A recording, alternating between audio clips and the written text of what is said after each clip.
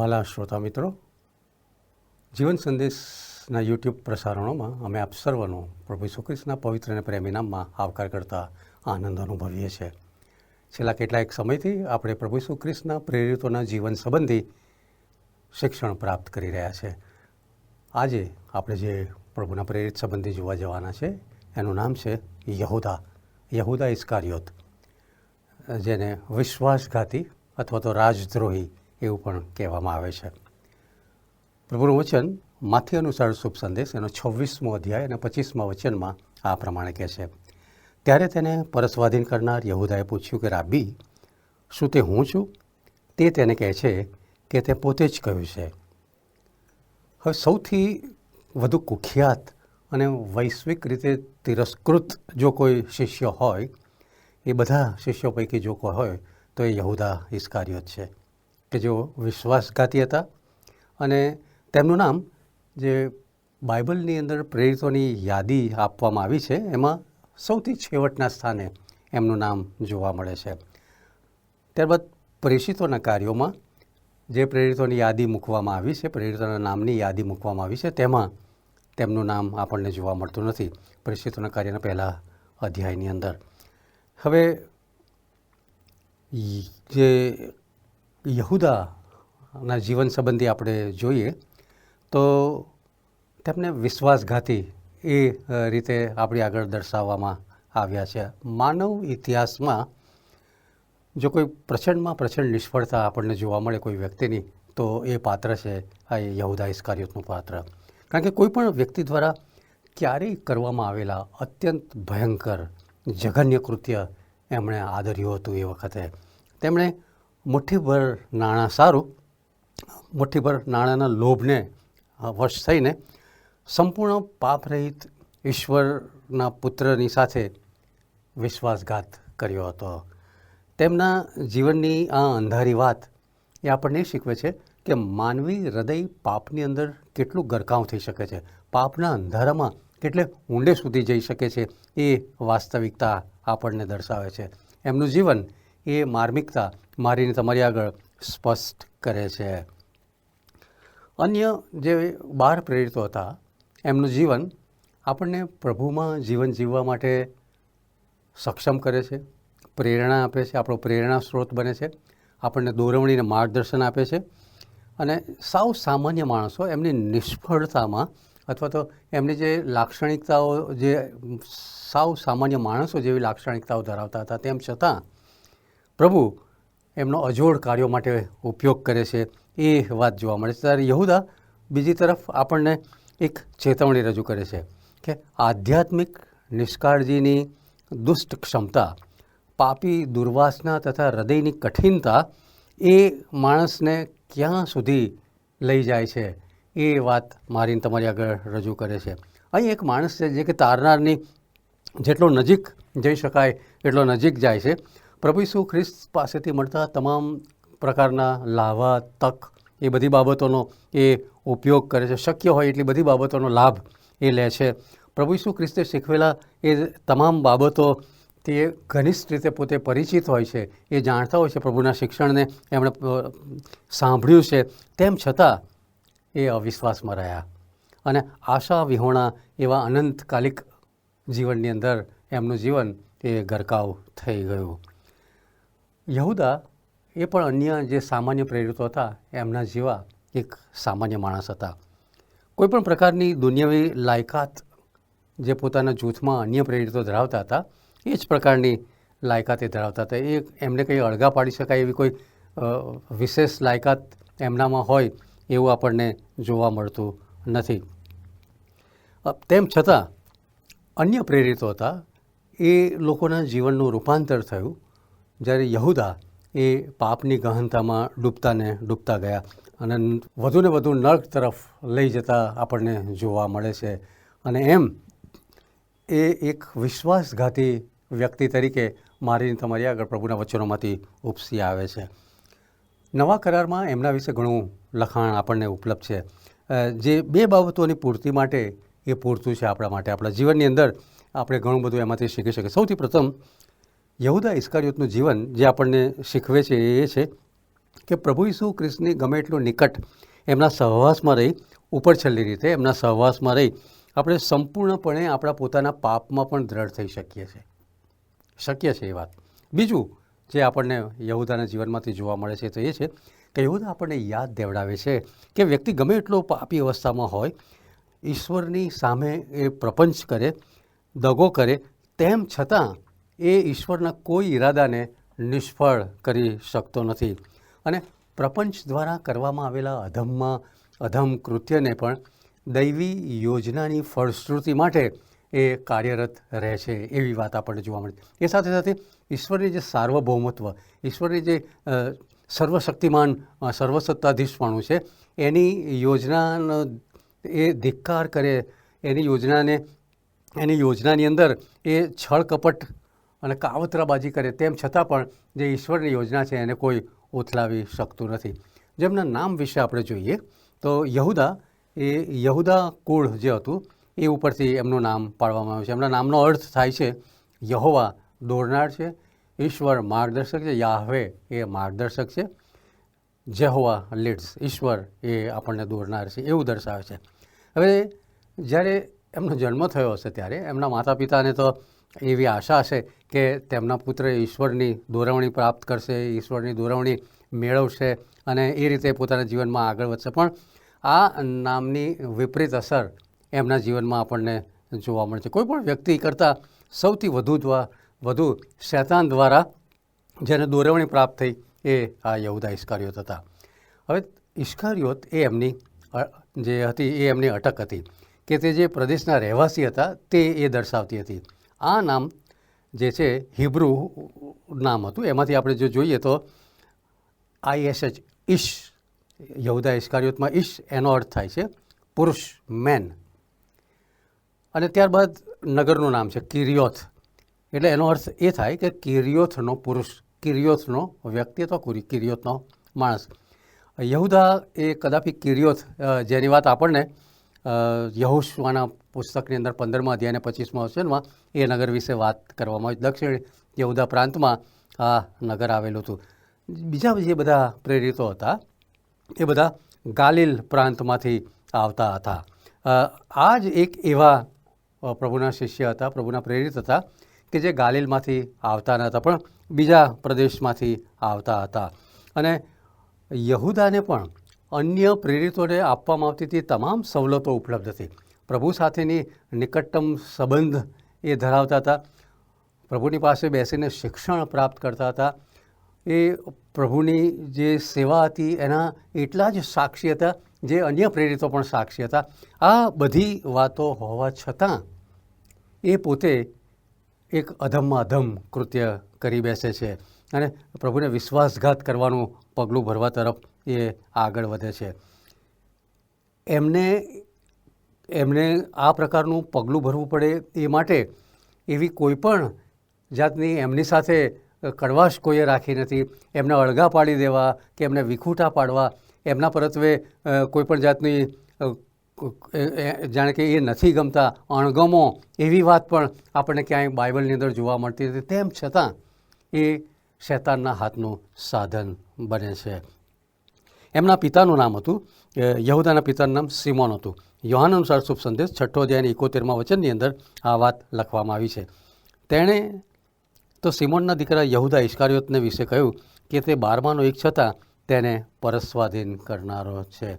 અને સિમોન અન્યથા આપણા માટે અપરિચિત વ્યક્તિ છે. એ સિવાય એમના વિશે બીજી કોઈ વાત લખવામાં આવી નથી. અગાઉ પણ આપણે જોઈ ગયા હતા કે સિમોન એ વખતે સામાન્ય નામ હતું. આ જે પ્રભુના શિષ્યો હતા એમાં પણ સિમોન પિત્તર હતા, સિમોન ઝીલોટસ હતા, એ આપણે જોઈ શકીએ છીએ. હવે આ જે યહૂદા નામ હતું એ પણ સામાન્ય નામ હતું. ઘણા બધા બીજા લોકોના નામ પણ એ વખતે યહૂદા હતા અને એ પોતાના તમામ વ્યવહારોમાં પણ સાવ સામાન્ય હતા. પ્રભુ ઈસુ ખ્રિસ્તે એમનો વિશ્વાસઘાત યહૂદા કરશે એવું જે ભવિષ્ય કથન હતું એ બધી વાત પ્રભુ તો જાણતા હતા, કારણ કે ઈશ્વર એ સર્વજ્ઞ હતા, સર્વ બાબતો જાણતા હતા. અને તેથી કરીને માથી એક ઠેકાણે આ પ્રમાણે લખે છે, માથી અનુસાર શુભ સંદેશ 26મો અધ્યાય 22 થી 23 વચનમાં પ્રભુનું વચન આ પ્રમાણે કહે છે ત્યારે તેઓ ઘણા શોકાતુર થયા અને તેઓ મને હરેકને પૂછવા લાગ્યા કે પ્રભુ તે શું હું છું? અને તેણે ઉત્તર દીધો કે જેણે મારી સાથે થાળીમાં હાથ ગાળ્યો છે તે જ. તે પોતાના દમભંગે એટલા બધા કુશળ હતા કે કોઈ પણ વ્યક્તિ એમની પર અવિશ્વાસ કરવા માટે ના પ્રેરાય, પરંતુ પ્રભુ ઈસુ ખ્રિસ્ત એમનું હૃદય પહેલેથી જાણતા હતા. જો એમના તેડા વિશે આપણે જોઈએ, એમનું કોલિંગ શું હતું, તો યહૂદાના તેડાની નોંધ પવિત્ર શાસ્ત્ર બાઇબલમાં કરવામાં આવી નથી. જોકે એ સ્પષ્ટ છે કે એમણે પણ સ્વૈચ્છિક રીતે પ્રભુને અનુસરવાનું પસંદ કર્યું હતું. તેઓ પણ મસીના આગમનની તીવ્રતાથી રાહ જોતા હતા. એ જે વખતનો સમય હતો જ્યારે યહૂદાના સમકાલીન સમયની જો વાત કરીએ તો એ પૂર્વેના જે 400 વર્ષ હતા એ વખતે પ્રભુની વાણી ઉપલબ્ધ ન હતી અને એવે સમયે આ લોકો આતુરતાથી મસીની રાહ જોતા હતા અને તેથી કરીને એ પ્રભુના વચનો શીખ્યા હતા. પ્રભુના વચનોમાંથી મસીહ સંબંધી એમને જ્ઞાન હતું અને એ પણ મસીહની રાહ જોનાર એ વ્યક્તિ હતા અને તેથી કરીને એ પોતે પણ એટલા જ અત્યંત આતુર હતા મસીહને મળવા માટેને. જ્યારે એમણે પ્રભુ ઈસુ ખ્રિસ્તને પ્રથમ સાંભળ્યા ત્યારે તેમને ખાતરી થઈ કે સાચા મસીહ તો પ્રભુ ઈસુ ખ્રિસ્ત છે. અન્ય 11ની માફક એ પણ એમનો જે ધંધો રોજગાર હતો એ મૂકીને એમની પાછળ પૂર્ણ સમય ગુજારવા માટે પોતાની જાતને અર્પિત કરે છે. ઘણા બધા અલ્પ સમર્પિત લોકો હતા. એ ઘણી બધી વખત આપણે બાઇબલમાં ખાસ કરીને નવા કરારમાં યોહાન અનુસાર શુભ સંદેશ 6 અધ્યાય એના 66થી 71 વચનની અંદર પ્રભુ ઈસુ ખ્રિસ્ત જે વાત કરે છે એ વાત સાંભળીને ઘણા બધા શિષ્યો એમનું સાંભળીને ત્યાંથી પાછા જતા રહ્યા હતા. પણ પ્રભુને અનુસરવાનું યહૂદા તેમ છતાં પણ ચાલુ રાખે છે. એટલે યહૂદા શક્ય છે કે એ જુવાન હતા, ઉત્સાહી હતા, દેશભક્ત યહૂદી હતા અને તેઓ ઈચ્છતા નહોતા કે રોમન સરકાર એમની ઉપર હુકુમત ચલાવે અને તેથી એવી આશા રાખતા હતા કે પ્રભુ ઈસુ ખ્રિસ્ત મસીહા તરીકે આવશે અને આ જે પરદેશી જુલમગાર સરકાર છે એને ઉથલાવી ઇસ્રાયેલનું રાજ્ય પુનઃ સ્થાપિત કરશે. એ બધી બાબતો પ્રભુ ઈસુ ખ્રિસ્તમાં ઉપલબ્ધ છે. પ્રભુ ઈસુ ખ્રિસ્તના ચમત્કારોના સાક્ષી હતા. એટલે પ્રભુ ઈસુ ખ્રિસ્તના સામર્થ્યથી એ સુપરિચિત હતા અને તેથી જ પ્રભુને અનુસરવાને માટે એમણે પોતે નિર્ણય કર્યો હશે. અને તેથી કરીને આપણને એ જાણવા મળે છે કે પ્રભુ ઈસુ ખ્રિસ્ત એ પોતે સ્વયં જાણતા હતા યહૂદાને, યહૂદા કોણ છે, યહૂદા શું કરવાના છે. તેમ છતાં પ્રભુ યહૂદાને એ પોતાના પ્રેરિતોના સંદર્ભમાં શિષ્ય તરીકે શરૂઆતમાં તેડું આપે છે અને ત્યાર પછી એને પ્રેરિત તરીકે પણ સ્વીકારે છે. અહીં આપણને દૈવી સાર્વભૌમત્વ અથવા ઈશ્વરનું સર્વસત્તાધીશપણું અને માનવીની પસંદગી વચ્ચેનું ખેંચતાણ એ આ સંબંધની અંદર જોવા મળે છે અને એ યહૂદાના તેડામાં આપણને જોવા મળે છે. કારણ કે એ પણ અન્ય જે પ્રેરિતો હતા એ લોકોને જે રીતે તેડું મળ્યું હતું એ પ્રમાણે એમને પણ તેડું મળ્યું હતું અને પ્રભુએ એમને પસંદ કર્યા હતા અને પ્રભુએ એમને સ્વીકાર્યા હતા. પ્રભુને એ પસંદ કરીએ પૂર્વે ઈશ્વરે એમને પસંદ કર્યા હતા. યોહાન 15:16 પ્રભુનું વચન કહે છે એમ, તમે મને પસંદ કર્યો નથી પણ મેં તમને પસંદ કર્યા છે ને તમને નિમ્યા છે કે તમે જઈને ફળ આપો અને તમારા ફળ કાયમ રહે, જેથી તમે મારે નામે જે કંઈ બાપની પાસે માગો તે તમને આપે. અને યહૂદા એ આ પ્રમાણે પ્રભુને અનુસરવાનું પસંદ કરે. તેમ છતાં પ્રભુ ઈસુ ખ્રિસ્ત પણ એને પસંદ કરે છે, પરંતુ પાપની માફીને માટે નહીં, તેમની વિશ્વાસઘાત કરવાની જે ભૂમિકા હતી એ સૃષ્ટિના મંડાણ અગાઉ નિયત થયેલી હતી અને જૂના કરારના ઘણા બધા ભવિષ્ય કથનોની અંદર આપણને એ જોવા મળે છે. ગીતશાસ્ત્રનું જે પુસ્તક છે એમાં ગીતશાસ્ત્રનું જે ગીત નંબર 41 છે એના 9મા વચનની અંદર આ અંગે કથન કરવામાં, મસીહ અંગેનું કથન આ પ્રમાણે કહે છે. પ્રભુનું વચન આ પ્રમાણે કહે છે, ગીતશાસ્ત્ર 41:9, હા મારો ખાસ મિત્ર જેનો મને ભરોસો હતો, જે મારી રોટલી ખાતો હતો, તેણે મારી સામે લાત ઉગામી છે. અને પ્રભુ ઈસુ ખ્રિસ્ત આ જ વાત યોહાન અનુસાર શુભ સંદેશ 13મો અધ્યાય અને 18મા વચનની અંદર ટાંકે છે. અને પ્રભુ ઈસુ ખ્રિસ્તનો જે વિશ્વાસઘાત થયો એમાં આ જે ભવિષ્ય કથન હતું એ પરિપૂર્ણ થયું છે. એવા ઘણા બધા ભવિષ્ય કથનો એ આપણને પવિત્ર પુસ્તક બાઇબલમાં યહૂદા જે કાર્ય કરવાના હતા એ અનુસંધાનની અંદર જોવા મળે છે. જ્યારે પ્રભુ ઈસુ ખ્રિસ્તે યહૂદાને પસંદ કર્યા ત્યારે પવિત્ર શાસ્ત્ર બાઇબલ એમ પણ કહે છે કે પ્રભુ ઈસુ ખ્રિસ્ત સ્વયં જાણતા હતા કે યહૂદા ભવિષ્ય કથનની પરિપૂર્ણતા અંગે તેમનો વિશ્વાસઘાત કરશે. તેમણે જાણીબૂજીને દૈવી યોજનાની પરિપૂર્ણતાને અર્થે યહૂદાની પસંદગી કરી હતી. અને તેમ છતાં યહૂદા માટે તો તક હતી કે એ એમનામાં સુધારો લાવી શકે, એ બધી શક્યતાઓ હતી, પણ એવી વૃત્તિ યહૂદા કેળવી શકતા નથી. પ્રભુ ઈસુ ખ્રિસ્તો વિશ્વાસઘાત કરવા માટે એમની પર કોઈ દબાણ અથવા તો કોઈ એમની ઉપર કોઈ એવી શક્તિઓ, એવા પ્રપંચો રચીને એમને દબાણ કરવામાં આવતું નહોતું કે ભાઈ તમે પ્રભુ ઈસુ ખ્રિસ્તને આ વિશ્વાસઘાત કરો, એવી કોઈ ફરજ એમને પાડવામાં આવી હોય યહૂદા ઇસ્કારિયોતને, એવું પણ બાઇબલની અંદર આપણને જોવા મળતું નથી કે એમની પર કોઈ બળજબરી કરી હોય કે ભાઈ તમે પ્રભુ ઈસુ ખ્રિસ્તને પકડી લાવો. એ પ્રકારની કોઈ વાત આપણને જોવા મળતી નથી. હવે જે ભવિષ્ય કથન કહેવામાં આવ્યા હતા એ પૂર્વ નિર્ધારિત હતા અને એ તથ્ય એ યહૂદાના જીવનની અંદર આપણને પૂરેપૂરું સંપૂર્ણ રીતે સુસંગત થતું આપણે જોઈ શકીએ છીએ. અને યહૂદાએ જે કર્યું એનું મુખ્ય કારણ હતું કે તેનું હૃદય દુષ્ટ હતું. પ્રભુએ સર્વ બાબતો તેમની પોતાની ઈચ્છા અને એમના પોતાના ઈરાદા પ્રમાણે કરી હતી.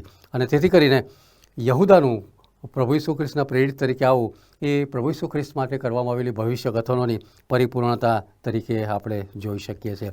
અને પ્રભુ ઈસુ ખ્રિસ્તનું મરણ થાય તે માટે ઈશ્વરે આ બધી ઘટનાઓને એ પૂર્વ નિર્મિત કરી હતી. તેમ છતાં યહૂદા પોતાની પસંદગી દ્વારા આ દુષ્ટ કાર્યને અંજામ આપે છે.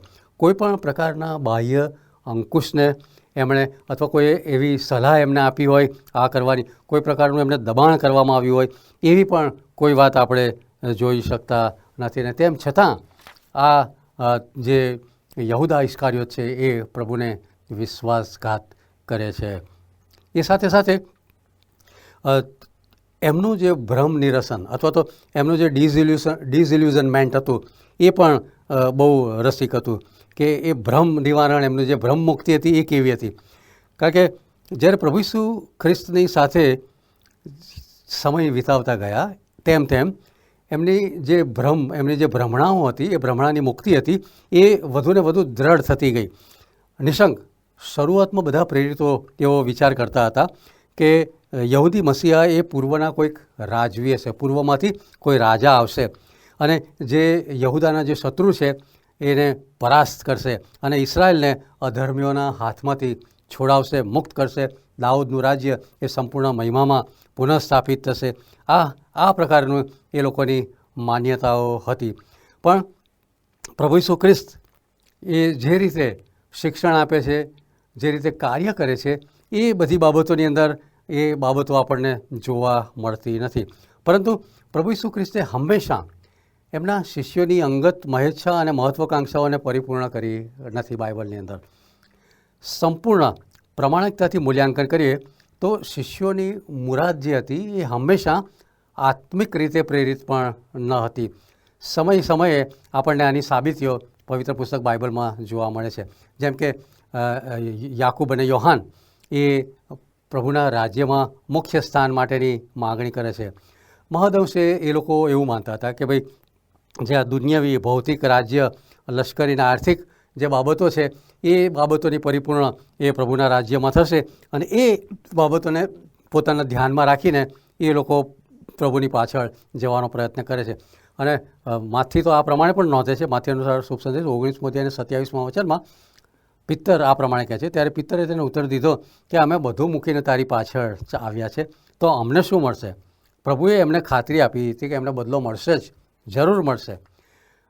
અને પણ આવનાર યુગમાં તેમને સંપૂર્ણ અને આખરી બદલો મળશે. લુક અનુસાર શુભ સંદેશ 18મો અધ્યાય એના 29 અને 30 વચનોની અંદર આ વાત જોવા મળે છે. અને તેથી એ લોકો તત્કાલીન ભૌતિક બદલાની આશા સાથે ગણતરી કરીને જાણે કે પ્રભુની પાછળ ચાલવાનો પ્રયત્ન કરે અને એમાં એ લોકો ઘણી બધી વખત નિરાશ પણ થતા હતા.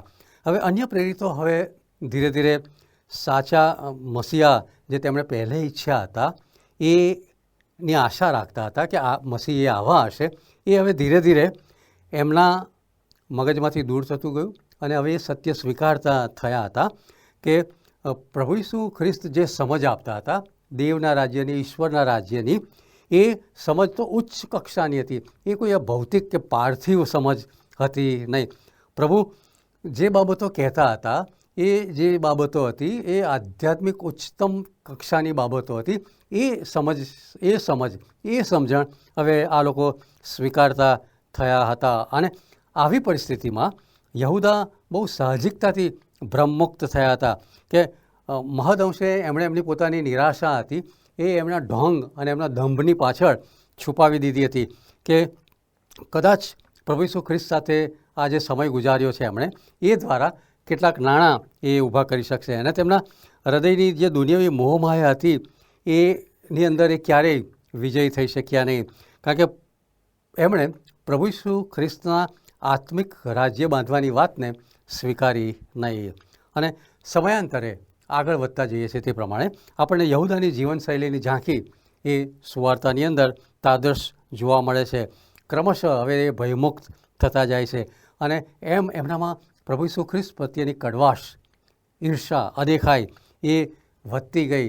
પણ એમણે આ બધી બાબતો અન્ય પ્રેરિતોથી છુપાઈ રાખી હતી. અને શરૂઆતના ભાગમાં એટલે કે યોહાન અનુસાર શુભ સંદેશ 6 અધ્યાયની અંદર આપણે જોઈએ તો પ્રભુ ઈસુ ખ્રિસ્ત ગાલિલની ધર્મસેવા દરમિયાન એમને શૈતાન કહીને સંબોધે છે. તમે જુઓ યોહાન અનુસાર શુભ સંદેશ એનો 6 અધ્યાય અને 70મા વચનમાં ઈસુએ તેઓને ઉત્તર દીધો કે શું મેં તમે 12ને પસંદ કર્યા ન હતા, પણ તમારામાંનો એક જણ તો શૈતાન છે. હવે જે કોઈ અન્ય પ્રેરિતો હતા એ જાણતા ન હતા, પણ પ્રભુ ઈસુ ખ્રિસ્ત સ્વયં જાણતા હતા. એમને ખબર હતી કે યહૂદા તો ક્યારનાય અસંતુષ્ટ થયા છે અને યહૂદા હજી અવિશ્વાસી, બિન પશ્ચાતાપી, નવો જન્મ નહીં પામનાર એવી વ્યક્તિ છે અને વધુને વધુ હવે એમનું હૃદય એ કઠિન થતું જઈ રહ્યું છે.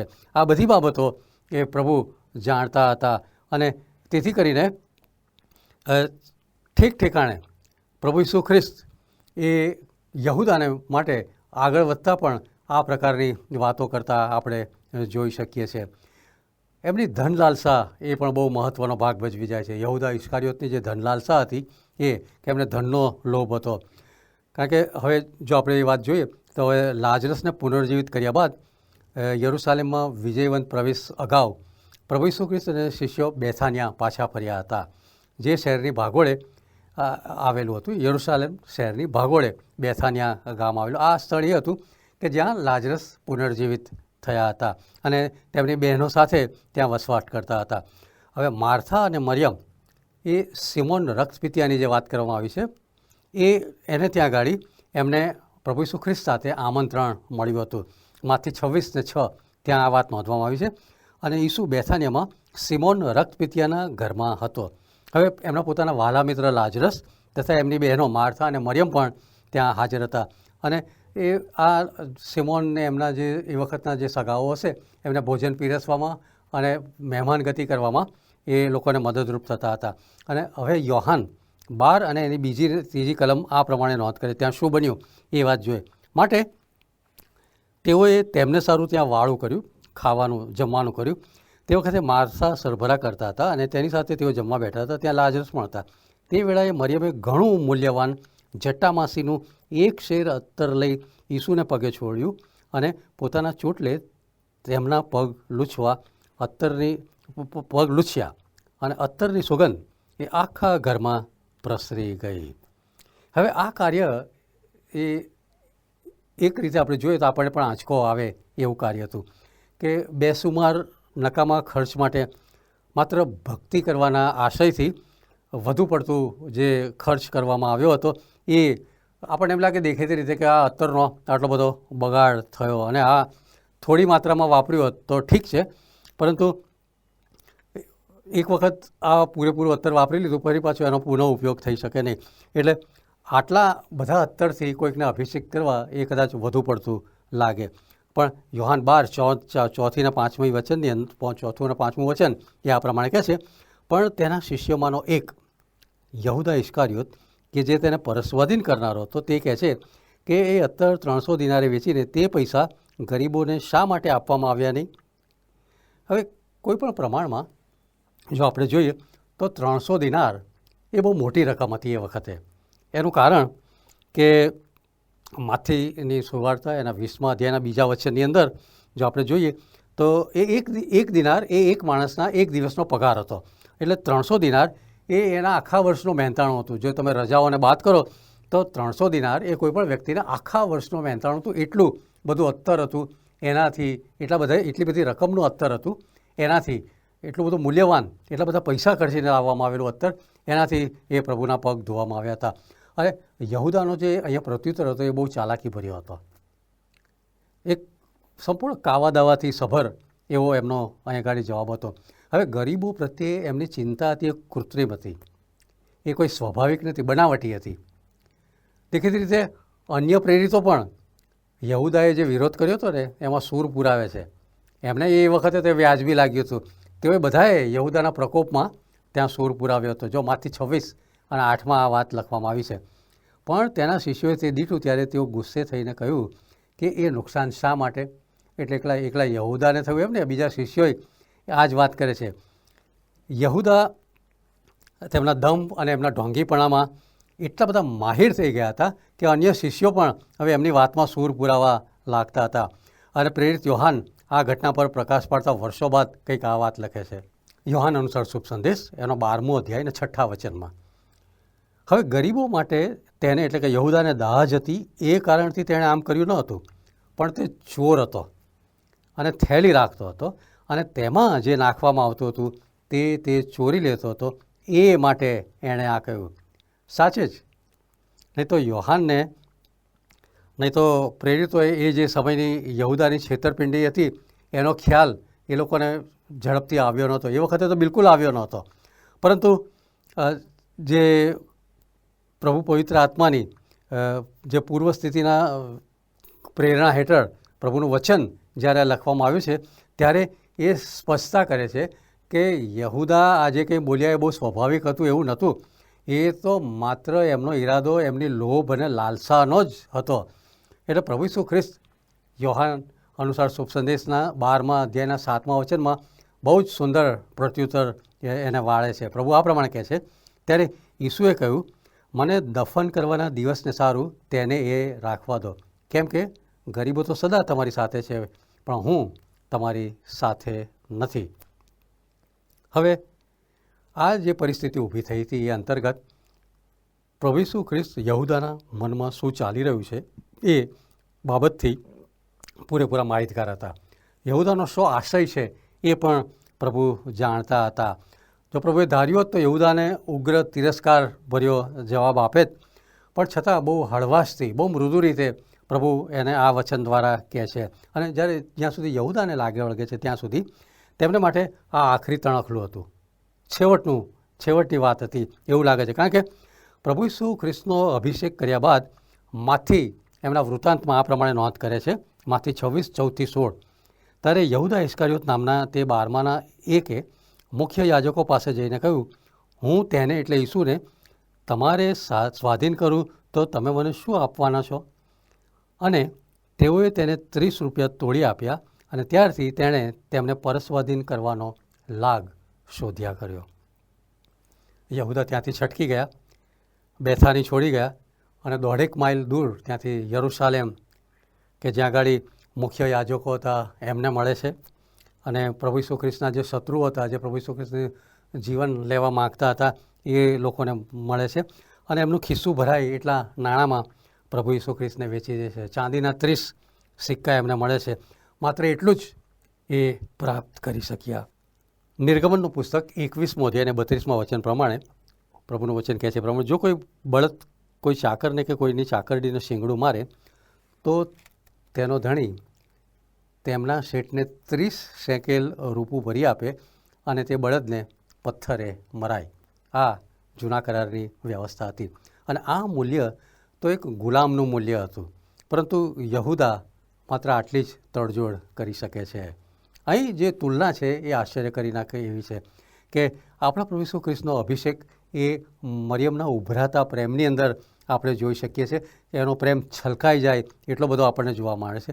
અને એ સાથે સાથે એમનો જે વિશ્વાસઘાત છે એ પણ એટલો ધિક્કારની લાગણીથી ભરેલો આપણને જોવા મળે છે. યહૂદાનો ઢોંગ અથવા એમની હિપોક્રસી, એમનો દંભ કેવો હતો એ પણ જોઈએ આપણે. હવે પ્રભુ ઈસુ ખ્રિસ્તની ધરપકડથી એ પૂર્વે એ રાત્રિએ ઉપલી બેડીમાં શું બન્યું? યોહાન અનુસાર શુભ સંદેશ 13મા અધ્યાયની અંદર આની વિગતવાર નોંધ મળે છે. આ આખું વૃત્તાંત બહુ લંબાણપૂર્વક એ વાત આપણી આગળ કરવામાં આવે છે. હવે અહીંયા આગળ જો આપણે જોઈએ તો પ્રભુ ઈસુ ખ્રિસ્ત આ તબક્કે જે પ્રેરિતો હતા એમના પગ ધોઈને એમને નમ્રતાનો પાઠ ભણાવતા હતા. એમણે બારે પ્રેરિતોના પગ ધોયા અને એનો અર્થ એ થયો કે એમણે યહૂદા ઇસ્કારિયોતના પણ પગ ધોયા હતા. યહૂદા ત્યાં બેસી રહે છે. એમના મનમાં તો ક્યારની એમણે એ પ્રકારની ગાંઠ બાંધી દીધેલી કે હવે એમણે શું કરવું છે. એ પોતાના પગ પણ પ્રભુને ધોવા દે છે અને તેઓ તદ્દન અવિચલિત રહે છે. જાણે કોઈ પણ પ્રકારનું એમના મોં ઉપર કે એમની શૈલીમાં એવો કોઈ પણ પ્રકારનો પ્રત્યાઘાત આપણે જોઈ શકતા નથી. વિશ્વનો સૌથી દુષ્ટ પાપી અને વિશ્વનો સૌથી ઉત્તમ દંભી અથવા ઢોંગી માણસ આપણે અહીં જોઈ શકીએ છીએ. પિત્તર એક તરફ અહીં આપણે જોઈએ તો નમ્રતા ભર્યા આ સુકૃત્ય દ્વારા અતિશય લાગણીસભર બની જાય છે અને શરૂઆતમાં પિત્તરને તો શર્મિંદગી થાય છે કે આ પ્રભુ મારા પગ ધોએ, એટલે ઈસુ ખ્રિસ્તને પગ ધોવા માટે આનાકાની કરે છે. પરંતુ જ્યારે પ્રભુ ઈસુ ખ્રિસ્ત આ વાત કરે છે યોહાન 13 અને 8માં, ઈસુએ તેને ઉત્તર આપ્યો કે જો હું તને ન ધોઉં તો મારી સાથે તમારે કોઈ લાગભાગ નથી. અને 9મી કલમમાં સિમોન પિત્તર એમને પ્રત્યુત્તર આપે છે પ્રભુ ઈસુ ખ્રિસ્તને, એકલા મારા પગ જ નહીં પણ મારા હાથ તથા મારું માથું પણ ધો. પ્રભુ ઈસુ ખ્રિસ્ત એમના ઉત્તર આપે છે પિત્તરને 10મી કલમમાં. પ્રભુ ઈસુ ખ્રિસ્ત તેને કહે છે કે જે નાહેલો છે તેના પગ સિવાય બીજું કાંઈ ધોવાની અગત્ય નથી, તે પૂરો શુદ્ધ છે અને તમે શુદ્ધ છો. આ કલમની અંદર જે છેલ્લો ભાગ છે એની પર ભાર મૂકવામાં આવ્યો છે. અહીં જે કલમ આપણે વાંચી 10મી કલમ ફરી વાંચીએ. ઈસુ તેને કહે છે કે જે નાહેલો છે તેના પગ સિવાય બીજું કંઈ ધોવાની અગત્ય નથી, તે પૂરો શુદ્ધ છે અને તમે શુદ્ધ છો. પછી જે છેલ્લું છે વાક્ય છે એ છે પણ બધા નહીં, પણ બધા નહીં. આ વાત ઉપર ભાર મૂકે પ્રભુ ઈસુ ખ્રિસ્ત. આ વાક્યના અંતભાગમાં જે બોલ્યા હતા તે દ્વારા તે ઓરડામાં ગણગણાટ થઈ રહ્યો હશે. તેઓ અહીં માત્ર 12 જણા જ હતા પ્રભુ ઈસુ ખ્રિસ્ત સાથે, અને પ્રભુ કહી રહ્યા હતા કે આ જૂથમાંનો કોઈક એક વ્યક્તિ એવો છે કે જે શુદ્ધ નથી. અને તેથી યોહાન એમાં ઉમેરે છે. યોહાનની સુવાર્તા 16મા અધ્યાયના આપણે 11મા વચનની અંદર જોઈએ તો ત્યાં આગળ પ્રભુનું વચન આ પ્રમાણે કહે છે, કેમ કે પોતાને પરસ્વાધીન કરનારને તેઓ જાણતા હતા માટે તેમણે કહ્યું કે તમે બધા શુદ્ધ નથી. પ્રભુ જાણતા હતા એમને પરસ્વાધીન કરનાર કોણ છે અને તેથી પ્રભુ આ વાક્ય કહે છે કે તમે બધા શુદ્ધ નથી. અને પછી 18 અને 19મા વચનમાં તો પ્રભુ સીધી વાત કરે છે. જો પ્રભુ કહે છે આ પ્રમાણે, આ હું તમારા સર્વના સંબંધમાં નથી કહેતો, જેઓને મેં પસંદ કર્યા છે તેઓને હું ઓળખું છું, પણ જે મારી સાથે રોટલી ખાય છે તેણે મારી સામે લાત ઉગામી છે. એ શાસ્ત્રલેખ પૂરો થવા સારું એમ થવું જોઈએ. જ્યારે એ થાય છે ત્યારે તમે વિશ્વાસ કરો હું તે છું. તે માટે અત્યારથી તે થયાની અગાઉ હું તમને એ કહું છું. એટલે તેઓ કહી રહ્યા હતા કે યહૂદાનું દુષ્કૃત્ય એ તો ભવિષ્ય કથનની પરિપૂર્ણતા છે. ગીતશાસ્ત્ર 41:9 કે આપણે અગાઉ જોઈ ગયા એ પ્રમાણે કે હા, મારો ખાસ મિત્ર જેનો મને ભરોસો હતો, જે મારી રોટલી ખાતો હતો, તેણે મારી સામે લાત ઉગામી છે. હવે મોટાભાગના જે પ્રેરિતો ત્યાં હાજર હતા એમના માટે એક બાઉન્સર જેવું હશે કે એમના માથા ઉપરથી આ વાત નીકળી ગઈ હશે.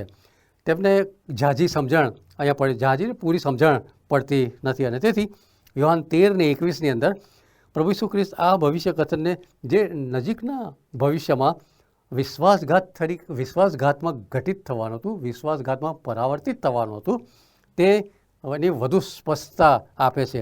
અને એમ કહ્યા પછી આ પ્રભુનું વચન આપણે એમ કહ્યા પછી ઈસુ મનમાં વ્યાકુળ થયા અને ગંભીરતાથી કહ્યું, હું તમને ખચિત કહું છું કે તમારામાંનો એક મને પરસ્વાધીન કરશે. યહૂદા સિવાય તમામ પ્રેરિતો આ સાંભળીને હવે ગૂંચવાડામાં પડ્યા અને આ કથન દ્વારા એ લોકો પુષ્કળ વ્યાકુળ થયા અને દેખીતી રીતે તેમણે પોતાના હૃદયની પરીક્ષા પણ કરી હશે. કારણ કે માથી 26-22માં આ પ્રમાણે નોંધવામાં આવ્યું છે. ત્યારે તેઓ ઘણા શોકાતુર થયા આ વાક્ય સાંભળીને અને તેઓમાંના હરેક તેને પૂછવા લાગ્યો, એટલે પ્રભુ ઈસુ ખ્રિસ્તને પૂછવા લાગ્યા કે પ્રભુ શું તે હું છું? યહૂદા પણ અન્ય પ્રેરિતોની માફક કાળજીપૂર્વક ત્યાં દોડ કરતા હશે અને પ્રભુને પૂછવાની શરૂઆત કરે છે. માથી એ પણ નોંધે છે 26 ને 25માં, તેને એટલે તેમને પ્રભુ ઈસુ ખ્રિસ્તને પરસ્વાધીન કરનાર યહૂદાએ પૂછ્યું કે રાબ્બી, શું તે હું છું? પરંતુ યહૂદાના કિસ્સામાં અહીં કોઈ નિખાલસ આત્મપરીક્ષણ જોવા મળતું નથી. તેમનું આ પ્રશ્ન પૂછવાનું કારણ એટલું જ હતું કે અન્ય બીજા પ્રેરિતો આ બાબતને કેવી રીતે જોતા હતા. તેને ચિંતા આ બાબતની વધુ હતી. તેમને તો ખબર જ હતી કે પ્રભુ ઈસુ ખ્રિસ્ત આ વિધાન એ એમના પોતાના એટલે યહૂદા ઇસ્કારિયોતના સંદર્ભમાં કહી રહ્યા છે. અને પ્રેરિત યોહાન આ ઘટનાની જે આખી ઘટના હતી એ એમના વૃત્તાંતમાં એનું સમાપન કરતાં આ રીતે લખે છે, યોહાન 13:23-30માં, કે હવે જમતી વેળાએ તેમના શિષ્યોમાંનો એક, જેના પર ઈસુ પ્રેમ રાખતા હતા, તે ઈસુની છાતીને અઢેલીને બેઠા હતા. માટે સિમોન પિત્તર તેમને ઇશારો કરીને કહે છે કે તે કોને વિશે કહે છે તે અમને કહે. ત્યારે તે જેમ ઈસુની છાતીને અઢેલીને બેઠા હતા તેમ જ તેમને પૂછે છે કે પ્રભુ તે કોણ છે? માટે ઈસુ ઉત્તર આપે છે કે હું કોળિયો બોળીને જેને આપીશ તે છે. પછી કોળિયો બોળીને તે સિમોન ઇસ્કારિયોતના દીકરા યહૂદાને આપે છે અને કોળિયો લીધા પછી તરત તેનામાં શૈતાન પેઠો. માટે ઈસુ તેને કહે છે કે માટે તમે જે કરવાના છો તે જલ્દી કરો. હવે તેમણે આ શા માટે એમ કહ્યું એ જમવા બેઠેલામાંથી કોઈ સમજ્યા નહીં. કેટલાય કે એવું ધાર્યું હશે કે યહૂદા પાસે થેલી છે, તેથી ઈસુએ તેને પરવને સારું આપણને જેની અગત્ય છે તે યહૂદાને અથવા ગરીબને કંઈક આપવાનું કહ્યું. ત્યારે કોળિયો લઈને તેઓ તરત બહાર નીકળ્યા અને તે વેળાએ રાત હતી.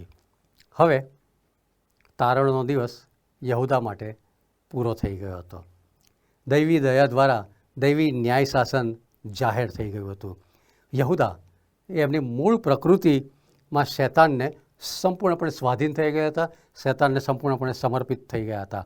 તેમના હૃદયમાં પાપ વિજય નીવડ્યું હતું અને શૈતાન તેમનામાં પ્રવેશી ચૂક્યા હતા.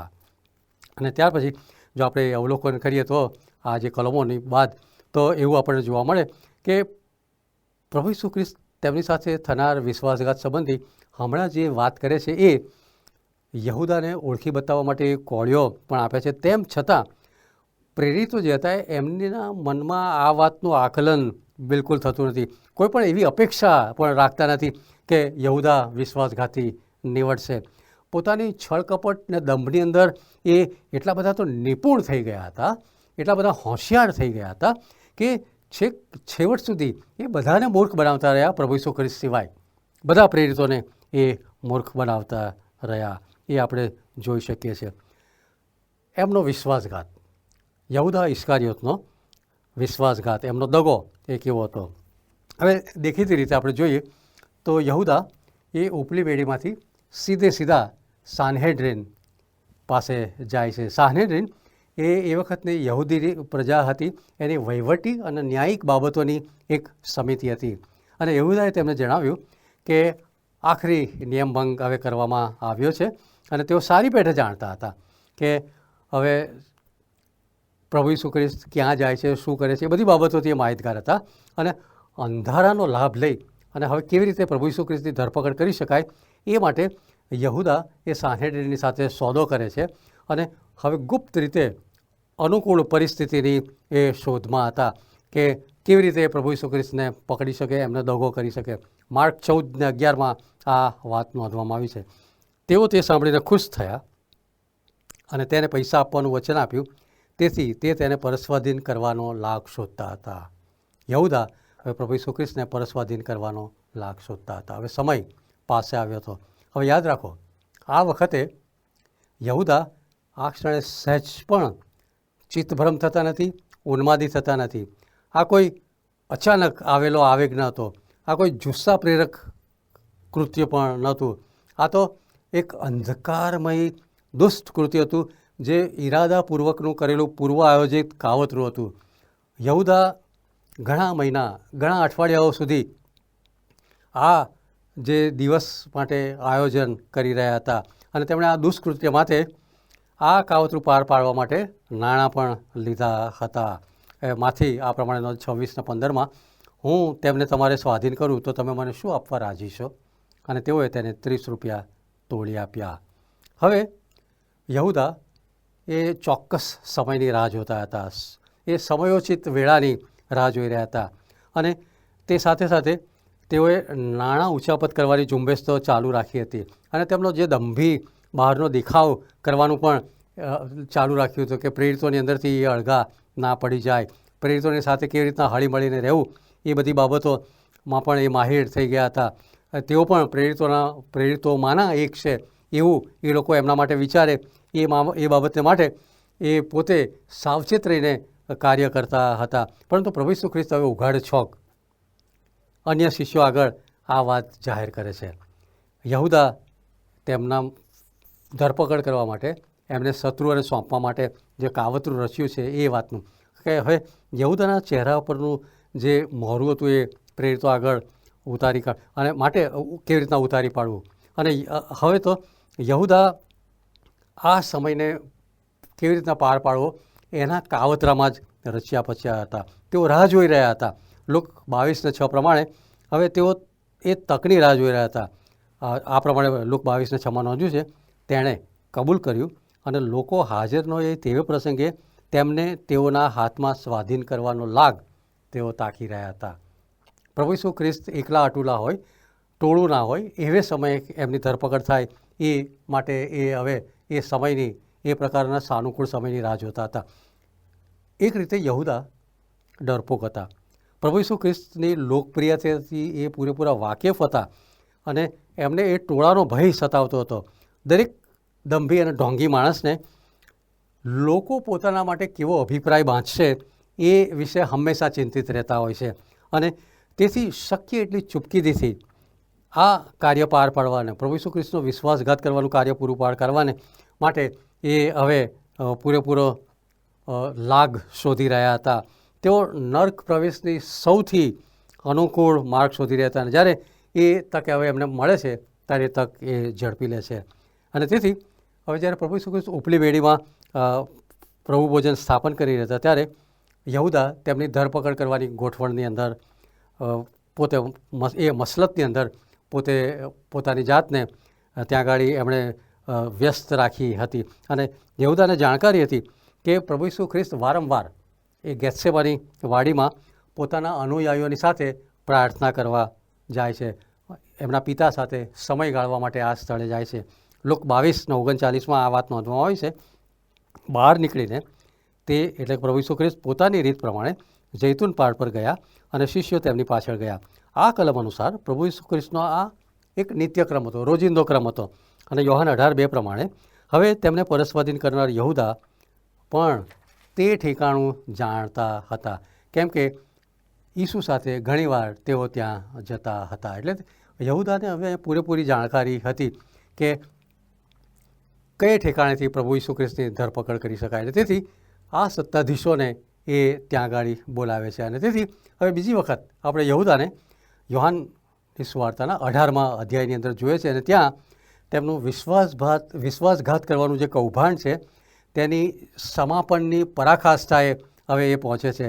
સાંજ ઢળી ગઈ હતી અને પ્રભુ ઈસુ ખ્રિસ્ત એ જે વનરાજી હતી જૈતુનની, એ આછી પાટલી જે વનરાજી હતી, ગેથસેમાની વનરાજી હતી, એ વનરાજીની અંદર નિયત રોજિંદા સમય પ્રમાણે ત્યાં આગળ પ્રભુની સાથે સમય ગુજારવા જાય છે, પ્રાર્થના કરવા માટે જાય છે. અને આ એટલી બધી ગંભીર અને અસહ્ય પરિસ્થિતિ હતી કે પ્રભુનું વચન નોંધે છે એ પ્રમાણે એમનું જે પ્રસ્વેદ બિંદુ હતું એ પણ રક્ત થઈને ત્યાં ભોંય ઉપર પડે છે. અને બીજા 8 શિષ્યોને થોડે અંતરે થોભાવે છે અને એમના જે બીજા અન્ય 3 શિષ્યો હતા એમને લઈને એ આગળ સુધી એમની સાથે પ્રાર્થનામાં સમય ગુજારવા જાય છે.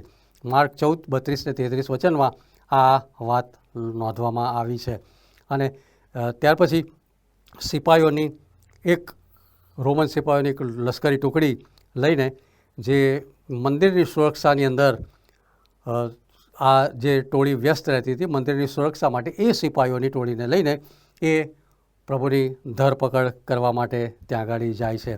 અને એ જે ટુકડી હતી એ ટુકડીની અંદર લગભગ 600 જેટલા સૈનિકો હતા, એ સાથે બીજા અન્ય માણસો પણ ઘણા ત્યાં આગળ હતા.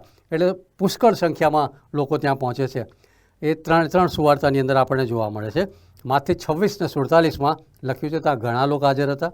માર્ક 14 ને 43 પણ એ વાત લખે છે કે ત્યાં ઘણા લોકો હતા. અને લુક 22 અધ્યાયના 47 વચનમાં લખે છે ત્યાં ઘણા લોકો હતા. એટલે આપણને માનવા મળે છે કે સિપાહીઓ અને સિવાય ઘણા બધા માણસો ત્યાં આગળ હતા. અને હવે પ્રભુ ઈસુ ખ્રિસ્તને જે કંઈ વીતવાનું હતું એ બધી બાબતો પ્રભુ પોતે જાણતા હતા. અને તેથી કરીને હવે યહૂદા એ એવી ગોઠવણ કરી રાખે છે કે કેવી રીતે પ્રભુ ઈસુ ખ્રિસ્તને ઓળખી કાઢવા. એ એક એવી પૂર્વ ગોઠવણ ત્યાં આગળ કરે છે. માથી 24 ને 26 અને 48 વચનમાં આ પ્રમાણે પ્રભુનું વચન નોંધે છે. હવે તેને પરસ્વાધીન કરનારે તેને એવી નિશાની આપી હતી કે હું જેને ચૂમીશ તે જ તે છે, તેમને પકડી લેજો. પ્રભુ ઈસુ ખ્રિસ્ત તરફ ધ્યાન ખેંચવાનો આ કેટલો અમાનુષી પ્રયાસ. પરંતુ આ યહૂદાની કંગાલિયત એ એટલી બધી નીચ કક્ષાએ પહોંચી હતી, એમનો દંભ હતો, એમનો ઢોંગ હતો, એ એટલો બધો દ્વેષપૂર્ણ હતો કે એ એમની પ્રેરક બુદ્ધિ અને અંતરાત્માના અવાજની વાત સાંભળવાની જે વૃત્તિ હતી એ ગુમાવી બેઠા હતા. અને એથી આગળ પ્રભુ ઈસુ ખ્રિસ્ત આગળ એ પ્રકારની ઓળખ આપવાનો પ્રયત્ન કરે છે. કારણ કે સામાન્ય રીતે જે ચુંબન છે એ તો પ્રેમ, સ્નેહાકર્ષણ, નજાકત, આદર અને એ બધી બાબતોનું એ નિશાન છે અથવા તો ચિહ્ન છે. પરંતુ યહૂદા પ્રભુ ઈસુ ખ્રિસ્ત પ્રત્યેની એમની જે કૃત્રિમ લાગણી એ દ્વારા આ કૃત્યને વધુ અધમ બનાવી દે છે. આ પ્રકારનો એ ઢોંગ રચે છે. પણ પ્રભુ ઈસુ ખ્રિસ્ત ઈશ્વર હોય એ ક્યારેય એ બાબત, એ પ્રકારની કડવાશ એ એમના પોતાના પ્રેરિતના અનુસંધાનમાં રાખતા નથી. તેથી એમની સાથે થયેલા આ ભયંકર દગા અને વિશ્વાસઘાતનો પ્રત્યુત્તર આપતા પણ પ્રભુ ઈસુ ખ્રિસ્ત યહૂદાને મિત્ર કહીને સંબોધન કરે છે. માથ્યુ અનુસાર શુભ સંદેશ 26 અધ્યાય અને 50 વચનમાં પ્રભુ ઈસુ ખ્રિસ્તે તેમને એટલે યહૂદાને કહ્યું, મિત્ર, જે કરવાને તું આવ્યો છે તે કર. ત્યારે તેઓએ પાસે આવીને ઈસુ પર હાથ નાખીને તેમને પકડી લીધા. પ્રભુ ઈસુ ખ્રિસ્ત સદાને માટે યહૂદાની સાથે મિત્ર ભાવે વર્ત્યા હતા. પરંતુ યહૂદા એ પ્રભુ ઈસુ ખ્રિસ્તના સાચા મિત્ર થયા નહીં. યહૂદા એ તો વિશ્વાસઘાતી, છેતરપિંડી કરનાર અને એમના ચુંબનની અંદર પણ અધમમાં અધમ દગાખોરી આપણને જોવા મળે છે. યહૂદાએ જે રાત્રિના પાસ્ખા પર્વને અપવિત્ર કરી નાખ્યો, ભ્રષ્ટ કર્યું. તેમણે દેવના હલવાનને ભ્રષ્ટ કર્યું. તેમણે પ્રાર્થનાની જગ્યાને અભડાવી જ્યાં પ્રભુ પ્રાર્થના કરતા હતા તે, અને પ્રભુને ચુંબન કરવા દ્વારા એમણે મહાન દગો દીધો. એમનું મૃત્યુ કેવી રીતના થયું? હવે યહૂદાએ પ્રભુ ઈસુ ખ્રિસ્તને બહુ નજીવી કિંમતની અંદર વેચી દીધા હતા. પરંતુ જેવો સોદો પૂરો થયો કે યહૂદાનો અંતરાત્મા, એમની પ્રેરક બુદ્ધિ એ ફરી જીવિત થઈ. એમને લાગ્યું કે એમણે પોતે ઊભા કરેલા આ નર્ક સમાન કારસ્તાનને લીધે એમનું મન, એમનું હૃદય હચમચી ઉઠ્યું. અને હવે એમણે જે અગાઉ નાણાં પ્રભુને વેચીને લીધા હતા એ એમના માટે એટલું મહત્ત્વ ધરાવતા ન હતા. અને તેથી કરીને માથી 27, 3 અને 4 વચનમાં આ પ્રમાણે નોંધ્યું છે. ત્યાર પછી તે અપરાધી ઠરાવ્યો એ જોઈને તેને પરસ્વાધીન કરનાર યહૂદાને પશ્ચાતાપ થયો. અને તે પેલા 30 રૂપિયા મુખ્ય યાજકો તથા વડીલોની પાસે પાછા લાવીને કહ્યું કે નિરપરાધી લોહી પરસ્વાધીન કરવાથી મેં પાપ કર્યું છે. ત્યારે તેણે તેઓને કહ્યું, એટલા વડીલોએ અને જે બીજા આગેવાનો હશે એમણે યહૂદા ઇસ્કારિયોતને કહ્યું, તેમાં અમારે શું, તે તું જાણે. હવે એમને જે આ સંતાપ થયો કે એમને જે વસવસો થયો એ પશ્ચાતાપ સરખો ન હતો. તે પછીની ઘટનાક્રમ તે આ વાતને સ્પષ્ટ કરે છે.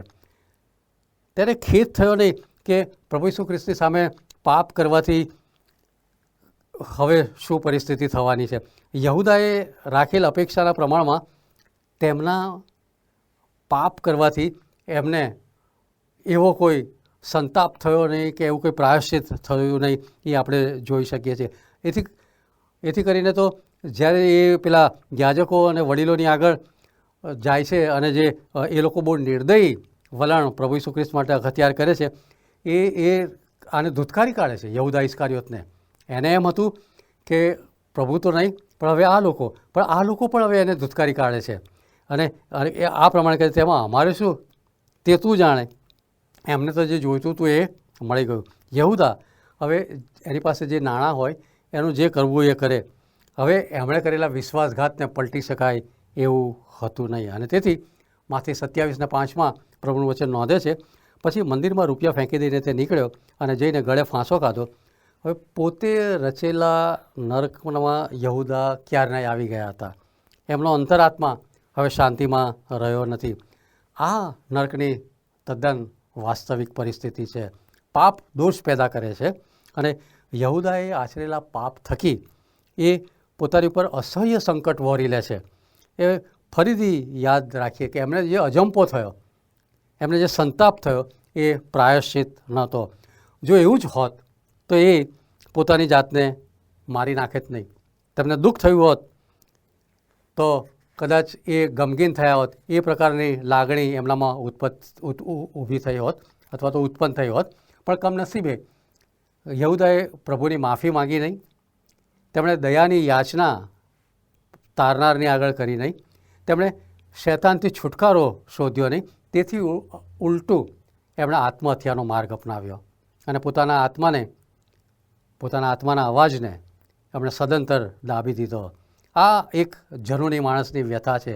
તેમણે પોતાનું નિયંત્રણ ખોઈ બેઠું અને શૈતાનને આપી દીધું. અને એમ આપણે આ એક પ્રભુનો શિષ્ય જે પ્રભુનો પ્રેરિત હતો એ કેટલી હદે પ્રભુની સાથે આટલા બધા સમાગમમાં રહ્યા છતાં, આટલા બધા નિકટના સંપર્કમાં રહ્યા છતાં પણ ભયંકરમાં ભયંકર દંભી અમાનવીય એવું જીવન જીવે છે. એમના જીવન ઉપરથી આપણે શું શીખી શકીએ છીએ? The moral of his life. એમના જીવન પરથી આપણને કેટલો બોધપાઠ મળે છે. યહૂદાના જીવન તરફથી આપણને ઘણા મહત્ત્વના પાઠ શીખવા મળે છે. સૌથી પ્રથમ વાત, યહૂદાનું જીવન એ કોઈ પણ વ્યક્તિને પ્રાપ્ત થયેલ તક ગુમાવવાનું એક દુઃખદ ઉદાહરણ છે. તેમણે 2 વર્ષ સુધી દરરોજ સતત પ્રભુ ઈસુ ખ્રિસ્તની પાસેથી શિક્ષણ પ્રાપ્ત કર્યું હતું. એમણે કોઈ પણ વખતે એવું પસંદ કર્યું હતું, કંઈક પ્રભુને પ્રશ્ન પૂછ્યો હોત અને પ્રભુ ઈસુ ખ્રિસ્ત પાસે કોઈ પણ પ્રકારની મદદ માંગી હોત. પોતાનો જે પાપરૂપી ભાર હતો, પાપરૂપ જે બોજ હતો, એ પ્રભુના ચરણે લાવી અને પ્રભુની આગળ એ પોતાનો બોજ ઠાલવવાનો પ્રયત્ન કરી શક્યા હોત.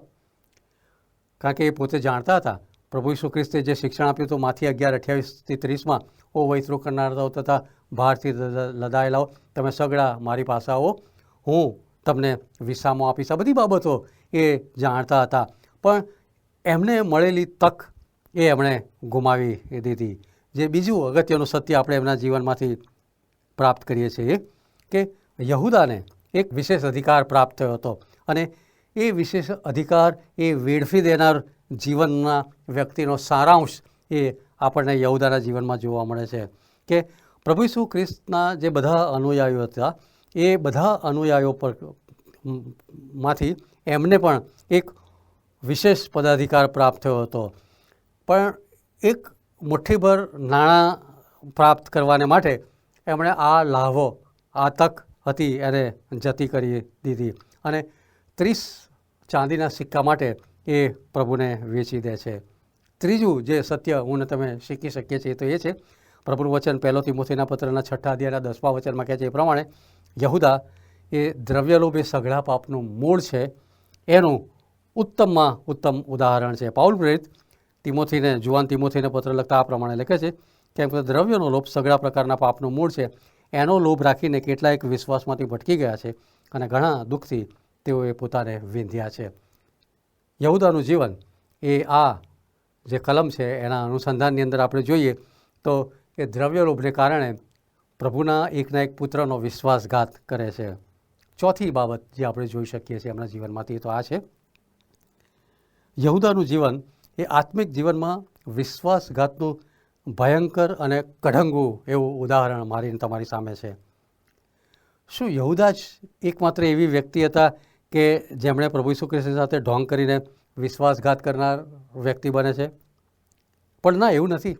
દરેક યુગની અંદર યહૂદા હોય છે કે જે લોકો પ્રભુ ઈસુ ખ્રિસ્તના સાચા અનુયાયી થવાનો અને ઘનિષ્ઠ રીતે એમની પાછળ ચાલવાનો પ્રયત્ન કરે છે, પણ સ્વાર્થી અને ભ્રષ્ટ કારણોસર તેમની સામા પછી પાછળથી ઊભા થાય છે.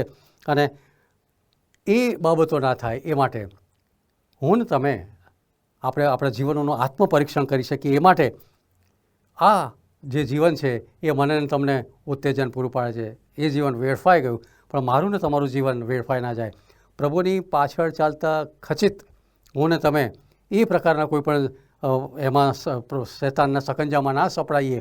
એ માટે હું ને તમે હંમેશા સાવચેત રહી શકીએ. એ માટે યહૂદાનું જીવન એ આપણને પડકારે છે. યહૂદા, પાંચમી વાત જે આપણે શીખીએ છીએ, યહૂદા એ પ્રભુ ઈસુ ખ્રિસ્તની ધીરજ, સહનશીલતા, ભલાઈ તથા પ્રેમભરી દયાની સાબિતી પૂરી પાડે છે. ગીતશાસ્ત્ર 145 9મું વચન નોંધે છે એ પ્રમાણે યહોવા સર્વને હિતકારક છે.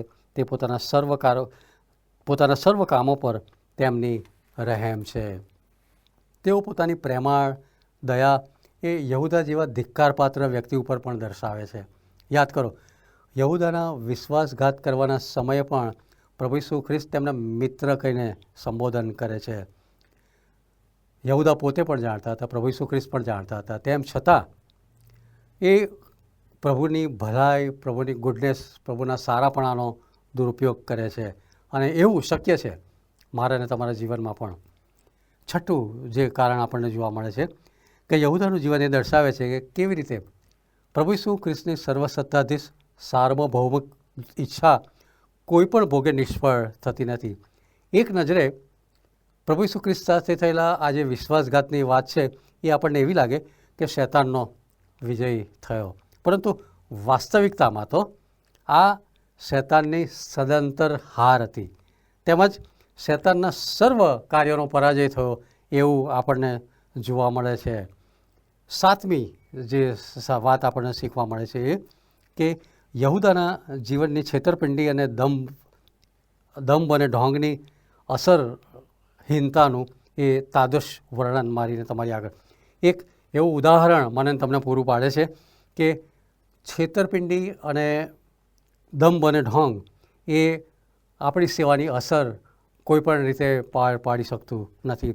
કારણ કે યોહાન 15:6 જે ડાળી અને વેલાની વાત આપણે જોવા મળે છે કે ડાળી વેલામાં રહ્યા વગર ફળ આપી શકતી નથી.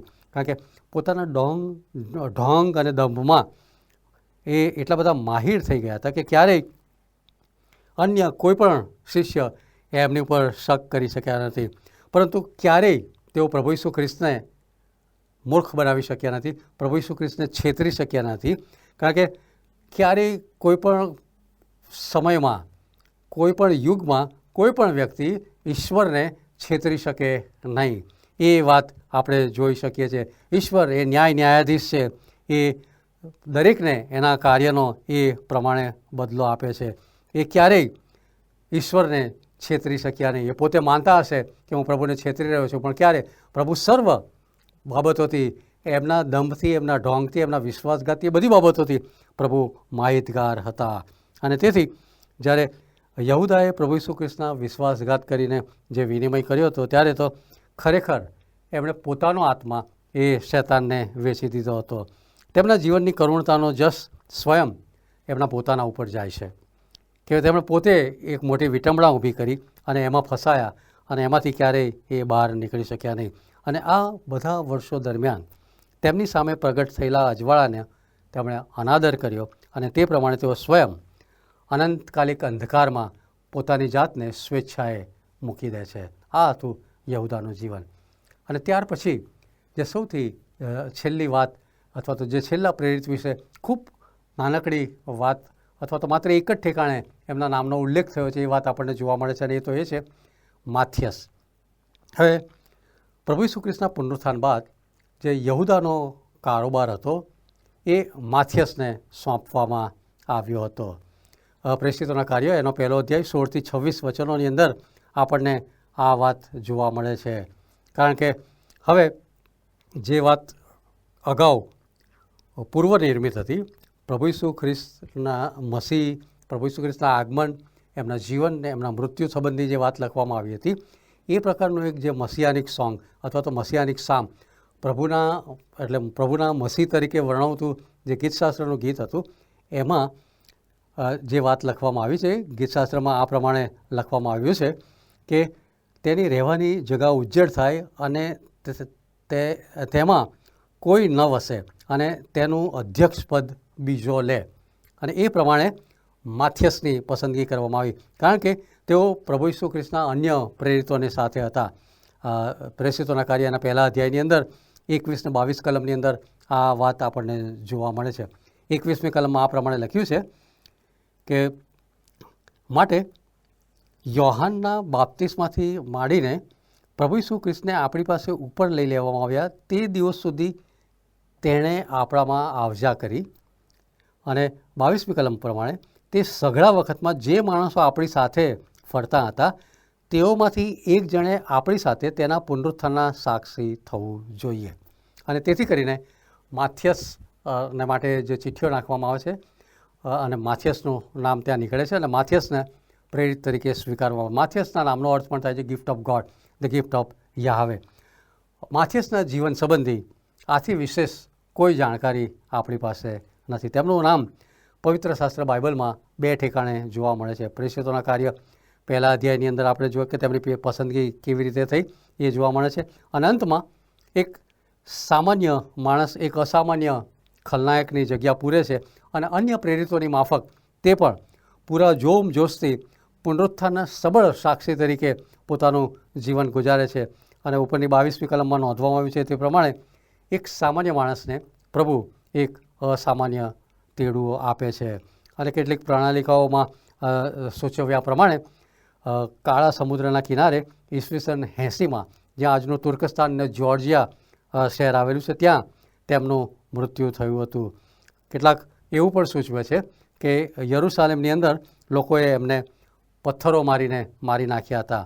તેમણે કાપદોકિયા એટલે કે જે હાલ તુર્કસ્તાનમાં, યહૂદિયામાં સુવાર્તા પ્રગટ કરી અને તેમણે એક સુવાર્તા પણ લખેલી જેને બાઇબલમાં સ્થાન મળ્યું નથી.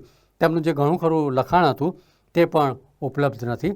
અને પ્રાચીન ખ્રિસ્તી જે ધર્મપિતૃઓ છે એમના સ્થાપિત લખાણો દ્વારા એ બાબતો સુસંગત નહીં હોય એને પ્રભુના વચનની અંદર સ્થાન મળ્યું નથી. અને આ પ્રમાણે માથિયસ એ યહૂદા ઇસ્કારિયોતનું સ્થાન લે છે.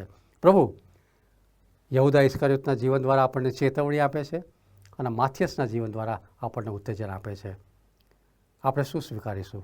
પ્રભુને આપણું જીવન સોંપીએ. પ્રભુ એ માટે આતુર છે. પ્રભુ આપ સર્વને પુષ્કળ આશીષ આપો.